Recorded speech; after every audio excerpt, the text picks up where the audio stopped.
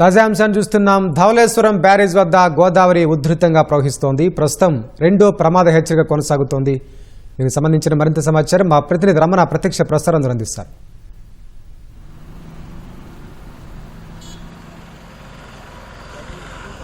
Thank you Venkatesh.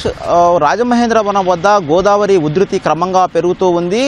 Dhavaleswaram బ్యారేజీ వద్ద రెండో ప్రమాద హెచ్చరిక కొనసాగుతూ ఉంది. నిన్న రాత్రి 10 గంటలకు రెండో ప్రమాద హెచ్చరికను జారీ చేసిన అధికారులు ఈ మేరకు అప్రమత్తత ప్రకటించారు. ప్రస్తుతం ధవళేశ్వరం బ్యారేజీ వద్ద నీటి మట్టం 15 అడుగులకు చేరుకుంది. 14.61 లక్షల క్యూసెక్కుల నీరు సముద్రంలోకి వెళ్తుంది. ప్రస్తుతం మనం చూడవచ్చు ధవళేశ్వరం బ్యారేజీ వద్ద మొత్తం 175 గేట్లను ఎత్తినటువంటి అధికారులు ఆ వచ్చిన నీటిని వచ్చినట్టుగా దిగువకు వదులుతూ ఉన్నారు. దీంతో ప్రవాహం ఉధృతంగా కొనసాగుతుంది. ప్రమాదకరమైనటువంటి పరిస్థితి కనిపిస్తుంది.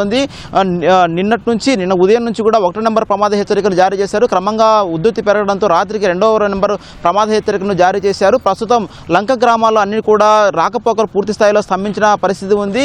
ఇటు ధవళేశ్వరం బ్యారేజీ దిగువన చూస్తే కనుక అంబేద్కర్ కోనసీమ జిల్లాలో ప్రస్తుతం పెద్ద ఎత్తున లంక గ్రామాలను కూడా జల దిగ్బంధంలో చిక్కుకుపోయిన పరిస్థితి ఉంది. చుట్టూ నీరు వచ్చి చేరడంతో ఇటు రాకపోకలు పూర్తిగా స్తంభించాయి.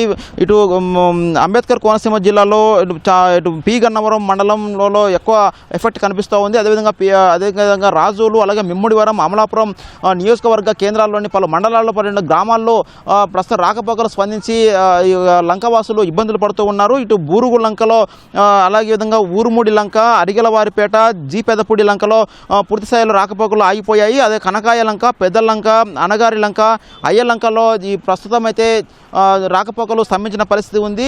ఆయా గ్రామాలకు అధికారులు అక్కడికి చేరుకొని వెంటనే తగిన బోట్లు ఏర్పాటు చేసి అక్కడ ఉన్నటువంటి లంకవాసులను వారికి గ్రామాలకు చేర్చేటువంటి ఏర్పాట్లు చేస్తున్నారు. అదే అత్యవసర పరిస్థితుల్లో ఏదైనా వైద్య సహాయం కావాలన్నా, లేదంటే ఏదైనా ఆసుపత్రికి వెళ్ళాలన్నా, లేదంటే ఇతర ఏ ప్రాంతానికి వెళ్ళాలనుకున్నా కానీ వెంటనే వారికి సహాయం చేసేటువంటి ఏర్పాట్లు చేస్తూ ఉన్నారు. ప్రతి గ్రామం పరిధిలోనూ కూడా అక్కడ రెవెన్యూ సిబ్బంది, అలాగే పోలీసు, అలాగే ఇతర అన్ని శాఖలకు సంబంధించినటువంటి విద్యుత్తు, ఇట్లా ఎన్డీఆర్ఎఫ్, ఎస్డీఆర్ఎఫ్ సిబ్బంది వాళ్ళందరూ కూడా అందుబాటులో ఉంటూ లంకవాసులకు ఏది అవసరమైతే ఆ సహాయం చేసే విధంగా ఏర్పాట్లు చేస్తూ ఉన్నారు. ఇటు అయినవెల్లి మండలంలో చూస్తే కనుక ఎదురుబీడియం కాజ్వే పూర్తిగా నీట మునిగింది. వీరవల్లిపాలెం అలాగే తోగురుపాలెంకు రాకపోకలు స్తంభించాయి. ఇటు కపిలేశ్వరపురం మండలంలో అద్దంకి వారి లంకకు పూర్తి స్థాయిలో రాకపోకలు నిలిచిపోయాయి.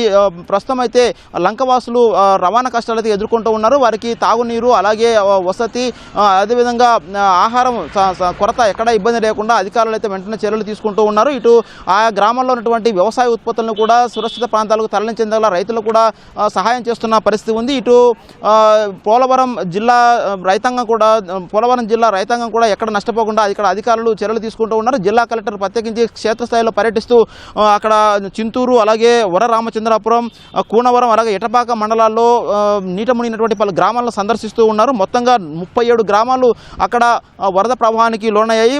పూర్తిగా జల దిగ్బంధంలో చిక్కిపోయిన పరిస్థితి ఉంది. మొత్తం 118 పునరావాస కేంద్రాలను పోలవరం జిల్లాలో ఏర్పాటు చేసిన అధికారులు వెంటనే 130 కుటుంబాలను ఇప్పటివరకు అక్కడికి తరలించి అక్కడ ఆశ్రయం కల్పిస్తూ ఉన్నారు. ఇట తగిన హెచ్చరికలు కూడా ఎప్పటికప్పుడు జారీ చేస్తూ ఉన్నారు. వరద ఇంకా పెరిగేటువంటి ప్రమాదం ఉన్నటువంటి దృష్ట్యా అధికారులందరూ కూడా అక్కడే స్థానికంగా ఉంటూ తగిన అవసరమైన చర్యలు తీసుకోవాలని చెప్పేసి కూడా ఇటు అంబేద్కర్ కోనసీమ జిల్లా అలాగే పోలవరం జిల్లా అలాగే తూర్పుగోదావరి జిల్లా కలెక్టర్లు వెంటనే కింది స్థాయి సిబ్బందికి హెచ్చరికలు జారీ చేస్తూ ఉన్నారు.